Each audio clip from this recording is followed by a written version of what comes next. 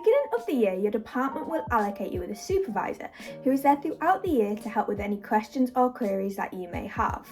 The university also provides lots of online resources, and there is a writing centre on campus where you can book an appointment and receive guidance with your work and help to develop your skills. So they can provide this thing called a student support plan, which will basically give information to your lecturers that you have the condition, that you might need extra time for assignments, and then also to mark your work in a specific way in relation to your condition of certain attributes, so issues with grammar and spelling. In my experience, very. They're often happy to answer a few questions after a lecture, and office hours are always a great option. However, they're not the only people you can talk to, and they do get a lot of emails. In a lot of cases, I'd recommend talking to your academic supervisor or seminar tutor. The best thing to do as soon as you get into university is make yourself get into a routine. What I like to do is spend my weekdays just doing all my work in the day, all my uni work, everything like that. In the evenings and at the weekends, I can then chill, go out with friends and socialise. It's a really good balance between the two.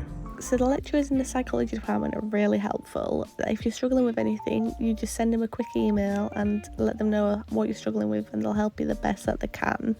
For the first 2 years, you get a lot of rotational lecturers, so if you don't vibe with one, then you'll know that you'll get a new one soon.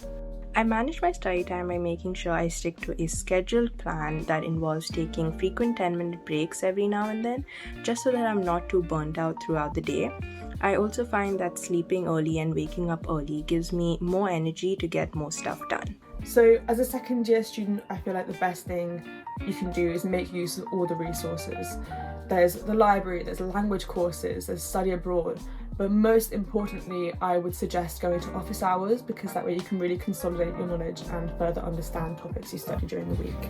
I think for me, my favourite thing is that we've all come in with different experiences. We've read different books, studied different time periods, and all have different enthusiasms, and it's really lovely to see all of our knowledge come together in a seminar, and you learn so much. It's great.